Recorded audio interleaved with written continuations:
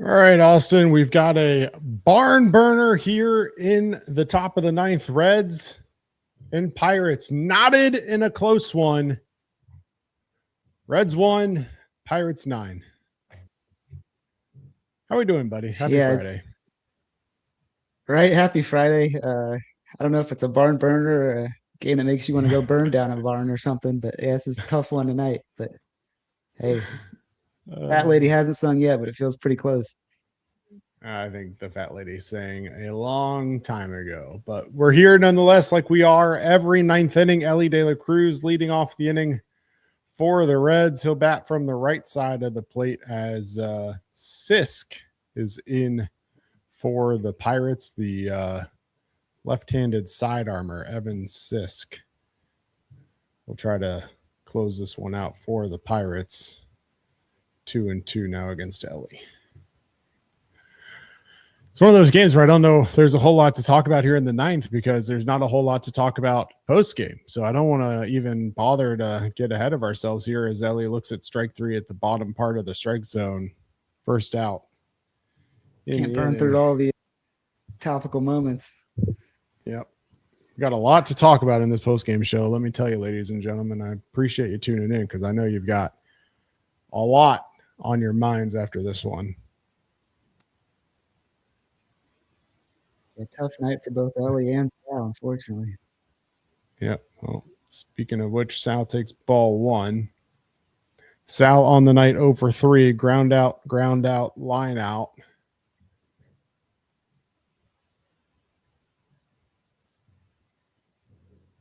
I guess the good news is if you don't have Apple TV and you didn't watch it, you didn't miss much. You missed nothing. And if you bought Apple TV final out for this. Oh, man. I feel bad for you. Hope there was a free trial. Right.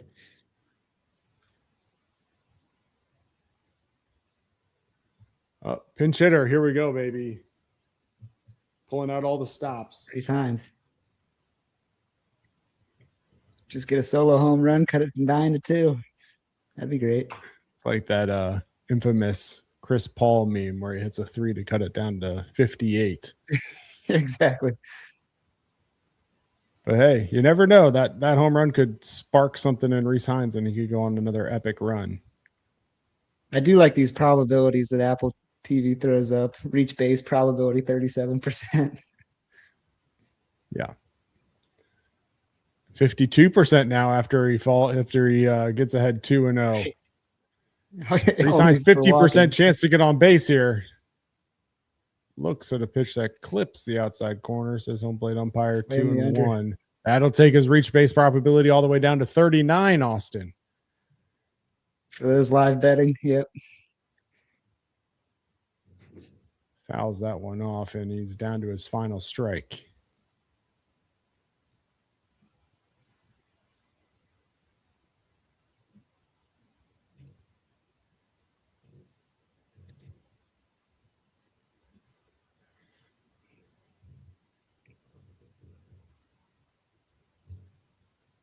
Takes down and in full count. Reach base probability 44%. Not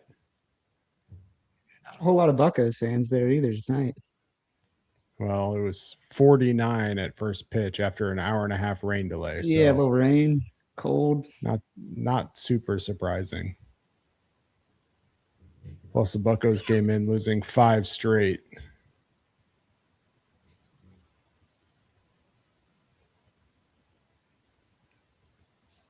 The 3-2. Swung on and fouled hard down the left field line. Hines staying alive. I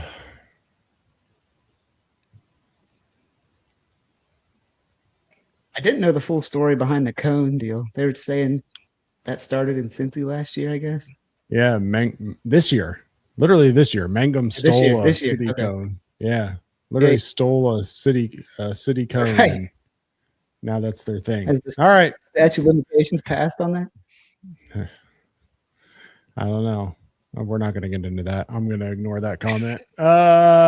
Cincinnati falls 9-1. We'll see you in 4. And the bench to bench. Change hit in the air to deep right field. That goes Clemente.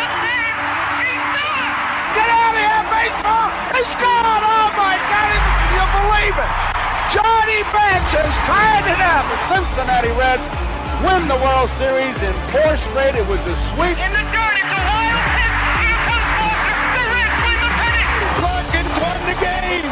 That ball is fair. Cincinnati's ahead. 2 games to none. Welcome Joe Randa to Cincinnati. Adam Dunn has done it again. Benzinger backing and calling. And the 1990 World Championship belongs to the Cincinnati Reds.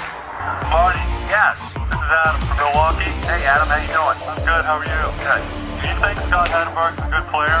Dunn up there with the bases loaded, the outfield deep and around toward right, and the 1-0 on the way to the plate.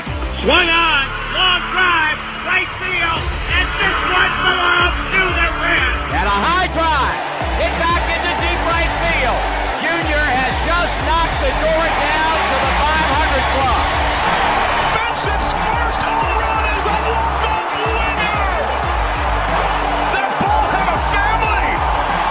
And De La Cruz is, oh my goodness, look at this kid run. My, oh my, that is a triple. Matt McClain's first big league bomb. Spencer Steer's first big league hit is a home run to straightaway center field. Joey Votto's done it again. The pitch. Votto swings high in the air. Right field. Yes! He pointed to the dugout to say, I told you. That is Joey Votto's 315th career go-ahead ribby. Only Johnny Bench had more as a Red. And I can't tell you how much it means to play in front of everyone here in Cincinnati as a Red. What a gift. What a tremendous gift. So thank you. Thank you. I think I can speak for all of Reds country. Joey Votto, thank you. High drive. Left center field. Racing back to the Laurent Bourgeois. The Reds are National League Central Division champions. In the air, left center field. Did he? He did! He did! Red win! Win! Line to right field. Genius, the first Red ever. With 4 home runs in a game. Can you believe it? In the air, down the right field line. Does it have a chance? The Reds have won on a 3-run home run on opening day by Ramon Hernandez. A strike away and out away is Homer Bailey. Ground ball to third. Frazier gloves. Throw to first and Homer Bailey for the second time in his major league career has tossed a no-hitter. Oh, are you kidding me? Holy moly, the second player in major league history to hit 7 home runs in the first 10 games. In the air, and the Reds win it. What a dream begins the career of Jay Bruce.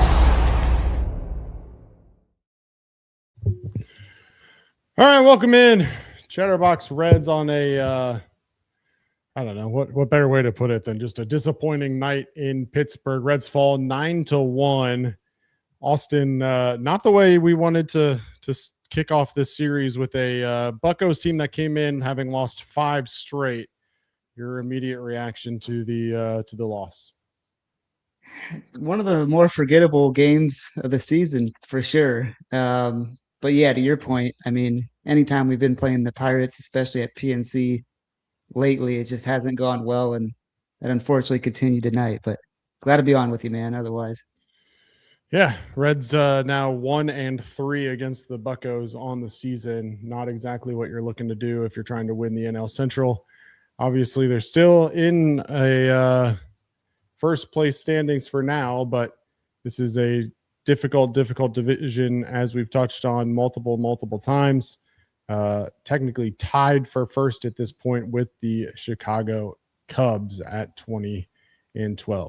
All right, let's break it down for those that didn't spring for the Apple TV subscription. You didn't miss much. I'm going to probably give you more than you even want to hear, but that's what we do here at Chatterbox. We go above and beyond. Above and beyond. Chatterbox Reds, first of all, is brought to you by Sharefax Credit Union. With the weather, not in Pittsburgh tonight, but with the weather finally cooperating, it's time to start those home renovations. Sharefax has a $0 closing cost special until May 31st for home equity loans and lines of credit. Restrictions apply. Contact Sharefax for details at 513-753-2440 or visit sharefax.org/promotions-events. Sharefax Credit Union is an equal opportunity lender and is insured by NCUA. Once again, call 513-753-2440 or visit sharefax.org for more information. Our game one of the NL Central battle between the Reds and Pirates saw a pitching matchup of Mitch Keller taking on Brady Singer. Pirates looking to bounce back after being swept by the Cardinals and losers of 5 straight. This one started late with the temps dipping below 50 degrees at first pitch after a 91-minute rain delay. Brian Reynolds, who came into the game with an OPS of .934 in his career against Brady Singer, sent an 0-2 fastball deep to center field for a solo home run and a 1-0 Pirates lead after 1. Reynolds back at it in the bottom of the third after 9-hole hitter Henry Davis reached on a 4-pitch walk to start the inning. Reynolds then laced a line drive to right center just over the glove of a diving Spencer Steer. Reynolds settling in at third base for an RBI triple. Reynolds would then score on a Ryan O'Hearn single through the right side for a 3-0 Pirates lead. Pirates kept pouring it on in the fourth. Henry Davis crushes a solo home run, his first of the year, to dead center. O'Neal Cruz followed it up with a 113-mile-per-hour double down the first base line, and Brady Singer's day was done after just 56 pitches. Singer's final line, 3 1/3 innings pitched, 7 hits, 4 runs, 2 walks, 1 strikeout. After getting out of the fourth inning, Zach Maxwell gets fed to the Wolves in the bottom of the fifth. With the Reds down 4-0, he faces 5 batters in the inning. Walk, home run, fly out, single, home run, and before you knew it, Reds were down 8-0. Reds get a run back in the top of the sixth after a Friedel double, scoring on a ground out by Ellie De La Cruz, 8-1 Buccos. Pierce Johnson gives up 2 free passes and 2 singles in the sixth, resulting in a Pirates extension of their lead to 9-1. Mitch Keller dazzled for the Pirates. He goes 7 innings in this one, just 3 hits, 1 run, 1 walk, and 6 strikeouts. Buccos win 9-1. Reds fall to 20-12 on the season and are currently tied for first place in the NL Central. And I don't know, I assume this isn't going to be a surprise, but here we are nonetheless. Not a single home run across the entire organization on Friday night. So no QC Kinetix deep drive, but we still appreciate our friends over at QC Kinetix.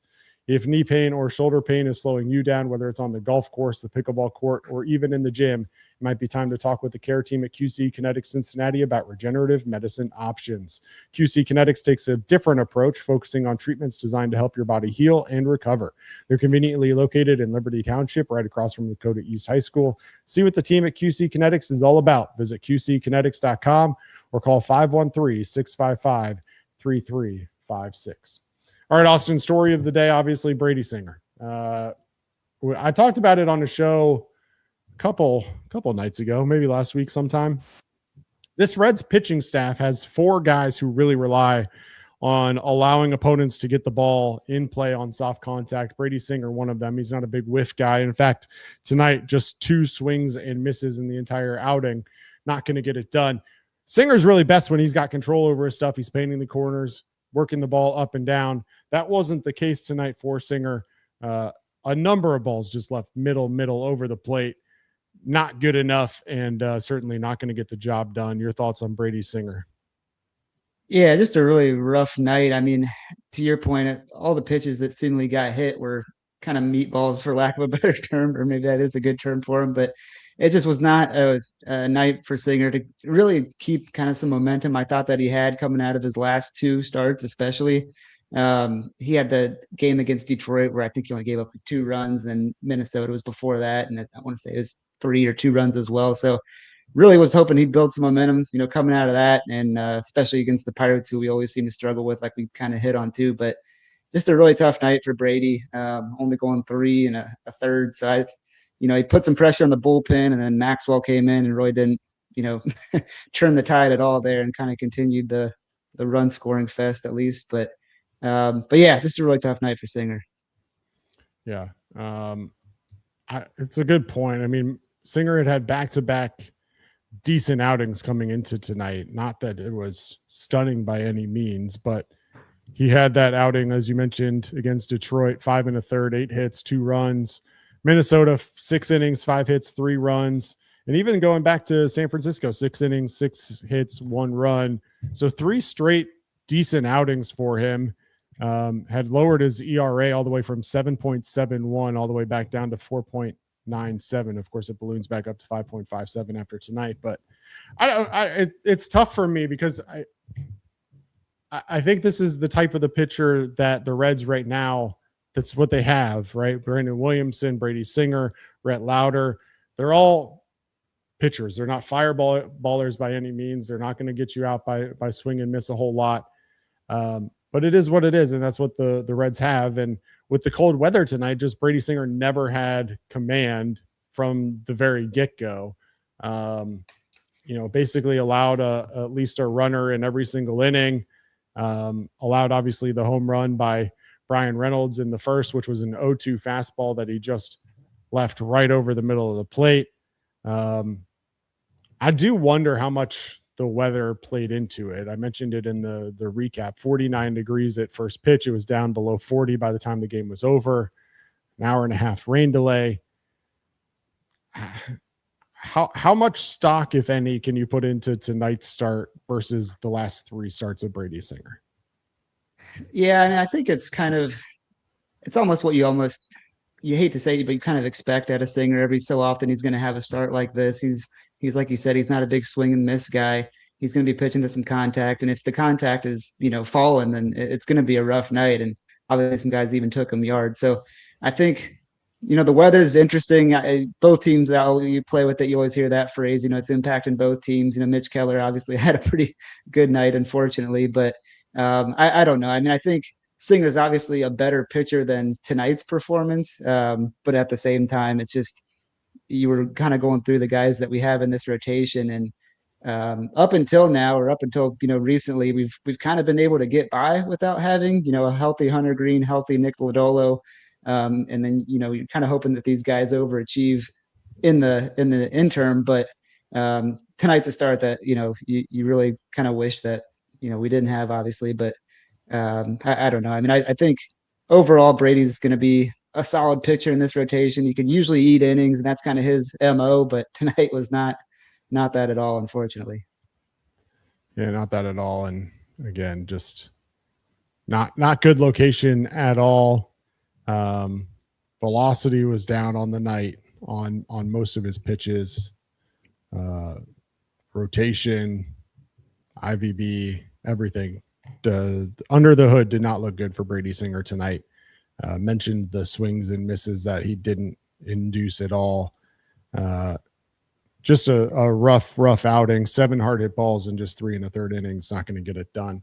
And look, the bullpen typically has been pretty strong. Tonight they go with the back end of their bullpen. Let's be blunt about it, right? They go with the less successful. I don't even know if I'm willing to give them a B team here. You get Maxwell, Mole, Pierce Johnson, Luis May, and Jose Trevino. Bullpen allows another 6 runs in the back half. Like, it was interesting because, well, no, I'll save it. Bullpen, Zach Maxwell. Let's start there.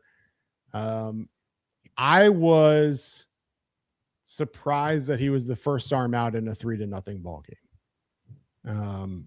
I'll put it that way, right? Like, it felt almost as if Tito was throwing in the towel immediately.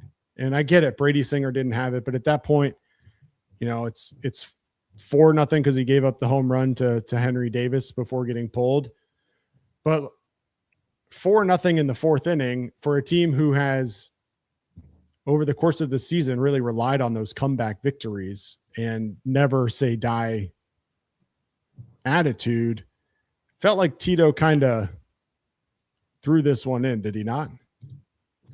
Yeah, I would have almost, and I guess looking at hindsight, it didn't really work out either with Johnson, but I could have seen him maybe coming in that situation, and not even like Luis May probably, but he didn't, he came in later. But I think to your point, the Reds have been able to kind of get that pop and kind of get back into games throughout the course of this year. And tonight, I mean, they didn't at all. They had 3 hits, and I think only 2 guys on the team even had them. So it was just a tough night offensively. But yeah, I mean, as far as Maxwell, I think unless Tito was trying to give him like an opportunity to come in and kind of shove and then keep them at bay for 4 runs, that's the only justification I can think. But even going back to last year, I think Maxwell, to me at least, has kind of underperformed at least the expectations that I've had to him. But I mean, Tito's got that same data, if not more, than what we've got on that type of stuff.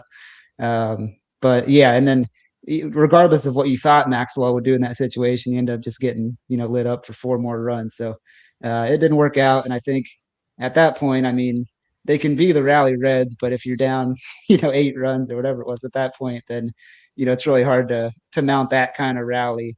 And I know that the Pirates bullpen has kind of been, crazy this year too, but I mean, we weren't really able to touch them up at all, which, like you said, they're coming off a sweep, I think, against the Cardinals, and I think you said lost 5 in a row. So, and I know they had just given up a bunch of runs too. So maybe this is like the get right game for them. That's kind of some pent up offense and pitching performances by them. But over 162, it's hard for me to get too riled up about a game like that. These ones definitely happen, unfortunately. But I don't know. It's just a really flat night, kind of from all aspects of the Reds, unfortunately. Yeah, the bullpen at the end of the day, Maxwell 1 inning, 3 hits, 4 runs. Mole 2/3 of an innings, no hits, no runs, 1 strikeout. Pierce Johnson 1 inning, 2 hits, 1 run, 2 walks. Luis May 1 inning, no hits, no runs, 1 walk, 1 strikeout. And Jose Trevino lowers his ERA, 1 inning, no hits, no runs, 1 walk, 1 strikeout. Lowers to 22. But yeah. Yeah, lowered it to 22.5. All right, we're going to get into the offense in just a second, but first I want to take a second, as we always do, and remind you that you can call or text 988 anytime, day or night. The 988 Suicide and Crisis Lifeline is a place to get support for anything related to mental health, whether it's an immediate crisis, simply wanting to find out how to connect with care, or anything in between. It's a 100% confidential, secure, and anonymous way to reach out for help when you don't know where else to turn. To connect, call or text 988 or visit mantherapy.org to get help. It's okay not to be okay. There was a moment in this game, Austin, where I felt like maybe, just maybe, the Reds could get some momentum going, and it happened in the 5th inning. Tyler Stevenson works a 10-pitch at bat. I think, all right, we've got Mitch Keller on the ropes. That was his 25th pitch of the inning at the point. He had walked Spencer Steer to start the inning. JJ Bleday had hit a hard fly out to left field. And then Tyler Stevenson worked that 10-pitch at bat. And I thought, all right, 25-pitch inning, 5th inning, get into the Pirates bullpen. Let's see if we can't get something going. And then Ke'Bryan Hayes comes up. 2 outs, man on third with Spencer Steer after the wild pitch, and then the advancing on Tyler Stevenson's ground out. And Ke'Bryan Hayes puts together just a god awful at bat, just an awful at bat at that point in the game. Again, to sit here and like really worry about a single at bat in the 5th inning of a game that you lost by 8 runs is probably stupid of me. I'm just going to be blunt and out front about this. This is a ridiculous rant for me to even bother to go on. But Ke'Bryan Hayes chases a sinker that was a foot off the plate inside, and then watches a called 3rd strike over the middle of the plate. 3 pitches down, 28-pitch inning for Keller, and Ke'Bryan Hayes did nothing to really try to extend that inning or extend Keller's pitch count at that point. That was really frustrating. Just to be honest, in the offensive side of the ball today, nothing positive to talk about. TJ Friedel continues his upswing. He was 2 for 4 with a single and a double, but other than that, just 1 hit on the night, and it was Spencer Steer who also walked on the night and had that single in the 7th inning. offensively, just nothing going. Maybe it was the rain delay. Maybe it was the cold. Maybe it was just not their night, and Mitch Keller had his night, but offense not very good tonight, Austin. No, and it's like I get it, right? It's like freezing, it's raining, you're in Pittsburgh, probably not, hour and a half rain delay. You're probably not, that up to play, but then you look at the other side and the Pirates were able to put up 9 runs in the same situation. But sticking on Brian Hayes for a second, like I don't know about you, man, but I'm kind of tired of hearing about like he's the unluckiest hitter in baseball kind of narrative. Like, I mean, I would buy that if we were talking about like, Ellie or Sal or something, which I mean, Sal maybe doesn't have enough track record to kind of warrant that, rebuttal. But it's just Brian Hayes is not necessarily an unlucky hitter. I mean, he wasn't a great hitter last year for us either. He's had his hitting struggles with the Pirates. So I don't know. I think we kind of need to be honest that, he might be making good contact, but like over the course of his career, he's never really proven himself to be a great hitter, regardless of how lucky he is. So yeah, I don't know what you're talking about, Austin. He had 2 hard hit balls again tonight, 102.5 and 96.2.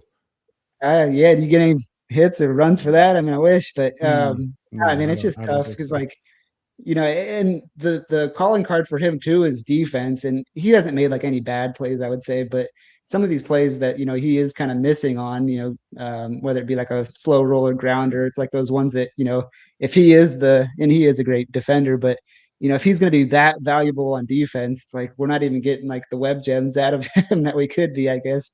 So I don't know. It's just hard to justify playing him as much as they do to me. And I don't know. Personally, like when Suarez comes back and you obviously got Sal, like I would like to see those guys get some more time over there, as a whole. But yeah, rough night for Brian. Obviously, he's probably pressing a little bit being back in Pittsburgh again. But still, I mean, it's just rough night for him tonight, but it's also been kind of many rough nights. I don't know. It's just tough with him. But yeah, offense as a whole, I mean, it was really a bad night for a lot of guys. I mean, when you say guys like Friedel and Steer are the only guys that had any hits, that means you had Offers at a Nathaniel Lowe, Ellie De La Cruz, Sal Stewart, even Matt McLean, who's really struggled too. And I think maybe, I don't know, it may be too early for this, but I kind of revisit him in the 2-hole at this point. But I think, just no production from really anybody else. And you're going to get the result that you got, 9-1 loss. Well, let's talk about Matt McLean real quick. You mentioned him there at the 2-hole. No Fly Zone with a $5 super chat. Is Edwin Arroyo coming up to and replacing McLean this season a possibility? That game versus Detroit was fun, but I don't really have any confidence in Matt anymore. Where is your confidence level in Matt McLean? And are you moving him out of the 2-hole or are you moving out of the major league roster? I'm not moving him off the major league roster, but I guess if my confidence level was a batting average, it would be 203. So that's kind of where I'm at with him right now. And I don't know. I mean, and you guys probably know more metrics on this than I would, but I'd almost just shift everybody up and move him down. Get guys like Sal and Ellie more at bats, higher up in the lineup. But that's just where I stand on. I think if they move him down similar to where they had him kind of towards the tail end of last year in McLean, I think that'd be more of a fitting spot. But I don't know. It's hard for me to also buy like you move a guy down in the lineup and he suddenly feels the pressure off of his shoulders and he can finally hit with a clear mind. Like I don't know if that impacts them a whole lot, but I think it's just hard to have that guy setting up the middle of your lineup when he's hitting basically 200. But I don't know. What are your thoughts on McLean? Well, he's batting with Ellie De La Cruz behind him, and Ellie De La Cruz is having a career season so far. And so if you can't hit with a guy like Ellie De La Cruz protecting you behind you, then you've probably got a bigger issue. And part of it is Matt McLean's chase rate. He's got to figure that piece out.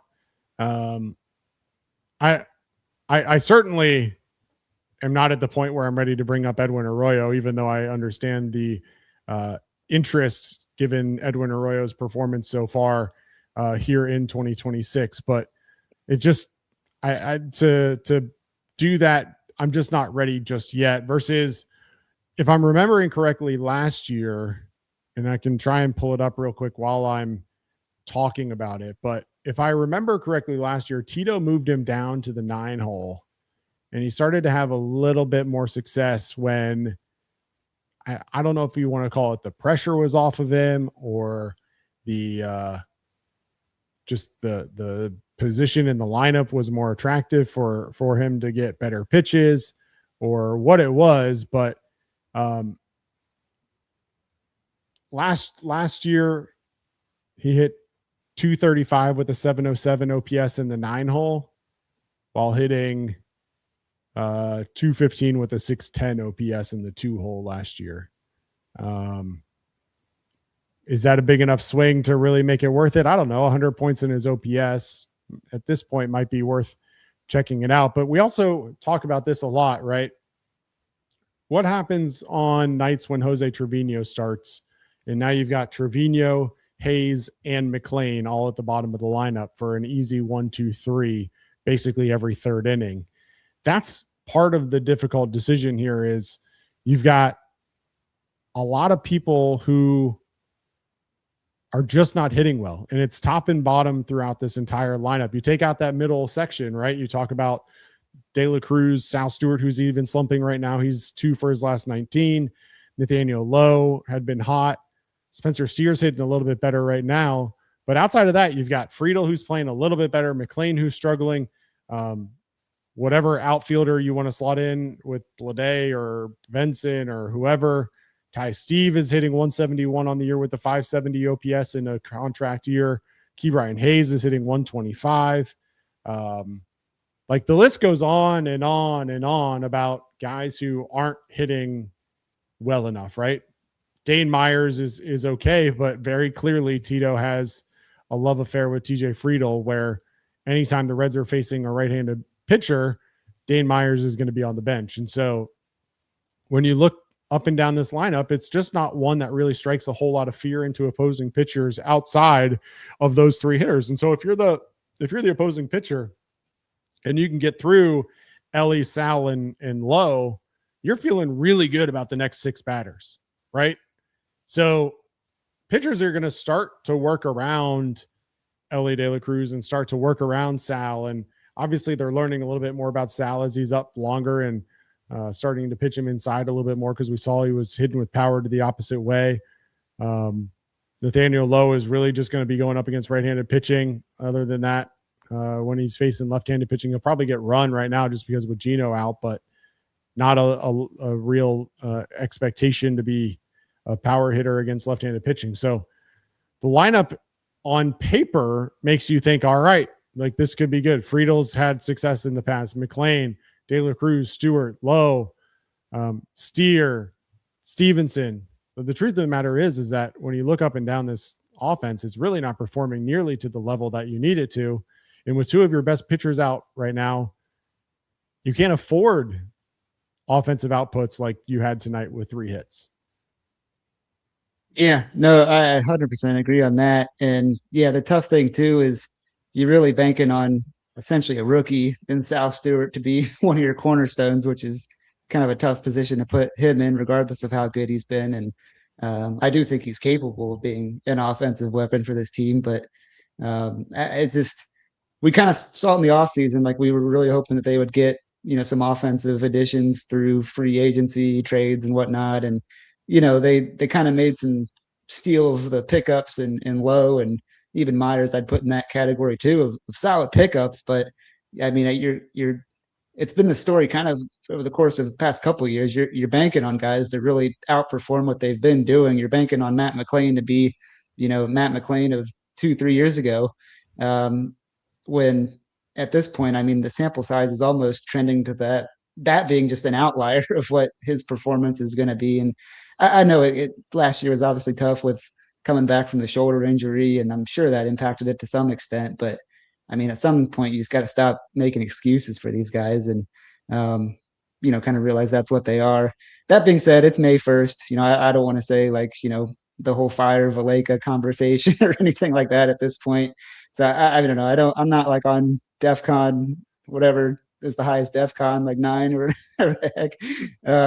But it's just, it's not a winning formula. You're right. Yeah. All right. And now Central battle is an interesting one to say the least. I mentioned it before. The Reds and Cubs now currently tied in the standings. They both sit at 20 and 12. The Cubs, of course, on a bit of a hot streak right now themselves. They are 7 and 3 in their last 10, have won 3 straight. Reds, on the other hand, 6 and 4 in their last 10. But the entire NL Central, yet again, above 500. Pittsburgh's win tonight takes them to 17 and 16. The Brewers are sitting at 17 and 14. The Cardinals may be the surprise of the league at 19 and 13. And then, of course, the Reds and Cubs sitting at 20 and 12. Put your psychic hat on here, Austin. When we revisit this in October, what is the NL Central going to look like? If I had to bet, I mean, I think I'd probably put the Cubs at the top. I don't know if we're going to necessarily be, as hot as we have been in these like last 10 games or so to be battling up there. But I think you're going to see the Cubs towards the top, and the Brewers I don't think are as good as they have been in recent years, but it's hard for me to bet against them just with how they usually play us, at least. So I don't know. I think, we've got a shot to, I think, still have a pretty good year, the Reds, and just the roster that they have, despite everything I just said about their hitting. I think they still are better than they were last year, and I think they could still, challenge in it. But you're going to have some important series. I mean, we haven't really played much of the Central directly except for that series against the Pirates early in the year, obviously right now. But, I mean, you talk about a somewhat big series early against the Cubs next week, going to Wrigley, and, we're virtually tied with them right now. So it's going to shake out pretty soon. But at this point, I mean, I think, just with the Cubs and how they're built, it's hard to go against picking them, at least for the top slot. But I don't know where you stand. Yeah, a couple interesting storylines to follow from tonight. The Cardinals win yet again. They defeat the Dodgers 7-2 tonight in St. Louis. Cardinals now winners of 5 straight after sweeping the Pirates and the Milwaukee Brewers. Jacob Mizorowski exits the game after 5 1/3 no-hit innings. They called it a cramp that he left with, and ultimately the Brewers win 6-1. So we'll keep an eye on the Miz and see if he's able to make his next start after leaving tonight's no-hit bid in the 6th inning. I don't like saying this on this show. I'm not that sold on the Reds. I love the story. I love what's going on right now. But when you really look at how they're doing it, it just, is it sustainable? And that's the biggest question. And I don't know. But here's the thing. I'm going to enjoy it while I can. And I'm going to root as hard as I can every night. I'm going to get frustrated along the way. I'm going to get ecstatic along the way. But when it's all said and done, I don't know that this team really has what it takes right now with the injuries, with the way things have gone to really win this division. I think the Cubs winning it is probably the correct prediction there, Austin. The big question for me is, can the Reds hold on and get a wild card spot? And I'm going to say they will, because they've gotten out to such a good start. But again, they've got a tough month this month, and they finish the season with a tough month. And so they're not going to have a whole lot of momentum going into the playoffs. So the biggest thing is, can they beat the teams they're supposed to beat? Are the Pirates one of those teams that they're supposed to beat? I don't know. So far, they have not. 1-3 on the season so far. All right, final thoughts. I guess the head scratching. Yeah, I was just gonna say the head scratching thing too is you're still 8 games above 500 with kind of really nothing going super well for you. So that's kind of the glass half full, I guess, view of it. Right. But I didn't mean to cut you off there. But it is, at least we're in a good spot for, the team batting average being where it's at, the starting pitching being where it's at, and the bullpen for a whole has been actually pretty good. But here's the question, Austin. Which is more indicative of who this team really is? The fact that they're finding a way to win despite the fact that they're not performing well, or the team that's not performing well? That's the question. Which one is more so the Reds? The latter, probably, but only because they were kind of the same team last year, it seems like, and they weren't finding ways to win. So I think performance-wise, like, they're getting the pretty much capabilities that we'd probably expect to some extent. But the thing I will say is they have been, at least, May 1st, they've been pretty scrappy and winning the kind of close games that we were losing last year, at least. And I don't know, maybe that magic doesn't last, but it has, at least so far. Well, the good news is this game was not decided by 2 runs, so the Reds still 12-0 in 2-run games. They will look to improve to 13-0, which would be the longest start to start an MLB season of all time. All right. Any final thoughts before we move on to MILB and what's coming up next? Just looking at tomorrow, Louder could potentially be the guy that gets things right for them, just based on he's kind of had a pretty good year, I still think, even though nobody's done super great. But he does have an ERA around 3. I think really we don't have any success. I was looking at as far as offensive guys against Majinski going for the Buccos, but I think really the only guy that I saw that had any hits was actually Friedel. So hopefully he stays hot.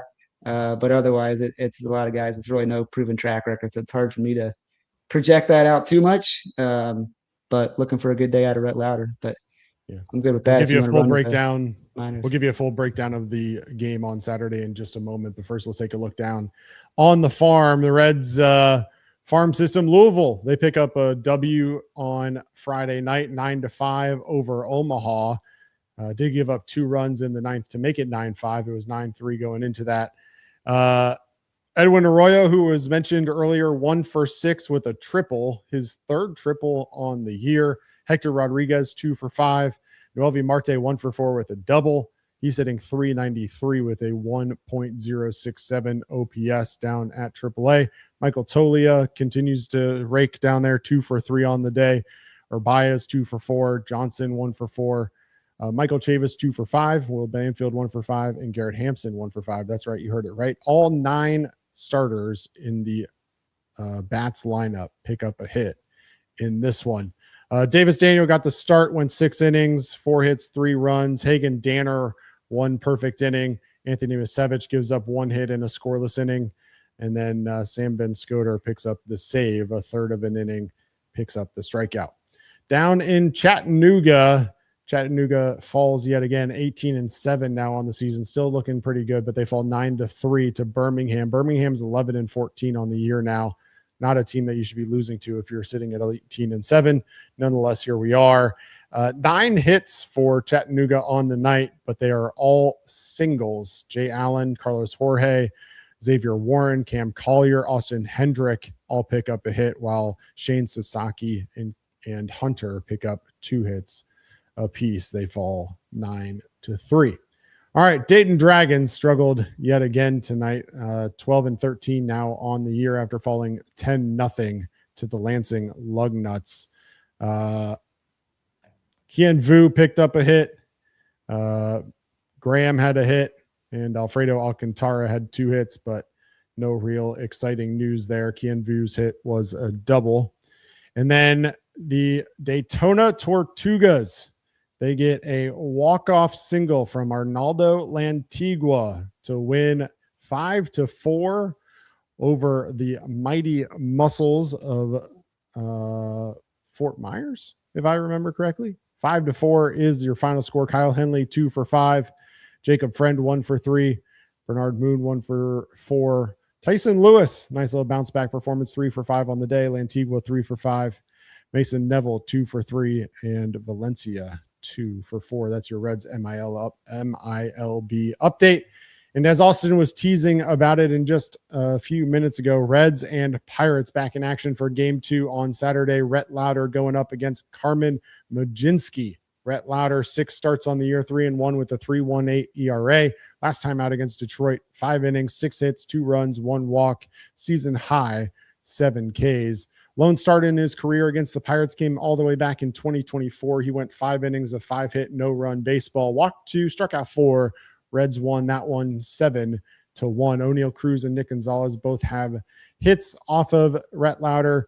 Brian Reynolds, Billy Cook, and Nick York, all 0-4. Carmen Mlodzinski, on the other hand, is 1-2 with a 4.13 ERA. Mlodzinski has struggled in his last 2 starts after a strong start to the season. First 4 starts, he was 1-0 with a 1.77 ERA, but since then, his last 2 starts, he's 0-2 with a 10.13 ERA, allowed 5 runs in each game in just 8 total innings pitched. He's pitched in 8 games against the Reds already, but just 1 start. He's 0-2 with a 3.45 ERA. Last start was in April of 2025. 4 1/3, 5 hits, 4 runs, 2 walks, 4 strikeouts. Reds won that game 4-0.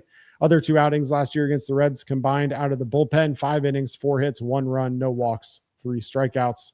It's kind of reflective of Mlodzinski's career, if we're being honest. He's been much more effective as a reliever for his career. As a starter, he's 1-7 with a 4.69 ERA. As a reliever, he's 13-11 with a 2.59 ERA. As Austin alluded to, active Reds against Mlodzinski, 3 for 27. Friedel has all 3 of those hits, including 2 doubles. De La Cruz 0 for 6 with 4 strikeouts. Steer 0 for 5. Stevenson 0 for 4. I doubt it, but I'm going to throw it out there anyway. Is tomorrow the first day that De La Cruz gets off in 2026? We'll see. Mlodzinski relies on 6 pitches, a 4-seamer, a split finger, a sinker, a curveball, a sweeper, and a slider. Fastball averages 94.7 miles per hour. First pitch scheduled for 4:05 p.m. on Reds TV. Chatterbox Reds, as always, live in the 9th inning. It'll be myself and Greg Kuffner. We look forward to seeing you then. Austin, you kind of alluded to it before, but any thoughts on tomorrow's matchup, Rhett Lauder against Carmen Mlodzinski? I think it's a winnable matchup for the Reds. Just going by momentum, I guess you hope it's not a figured out day for Mlodzinski, much like it was for the Pirates offense today and getting them back in the win column. Hopefully he kind of continues his negative trajectory versus reversing it and getting back on track. I didn't realize he had also spent some time as a bullpen guy and struggled as obviously a starter here recently. But I don't know. I think really after a game like this, you kind of just hope it's a hit the refresh button and go get them tomorrow. And, we're hopefully the team that we more so were over the past 10 or so games than this past game. But we'll see. I don't know. Who knows what to expect with this team? But the good news is a lot of guys will be due to get a hit. Well, the run differential storyline will certainly live on after they fall 9-1 on Friday. We'll see if the Reds can make up some of those runs on Saturday. Again, Greg Kuffner and I will be live in the 9th inning to walk you through what we hope is a Reds victory. And for Austin Layton, this has been Chatterbox Reds. Appreciate you all tuning in on what was a difficult night. Pirates win 9-1 over the Reds. Till next time, everybody. Go Reds, baby. We'll see you next time.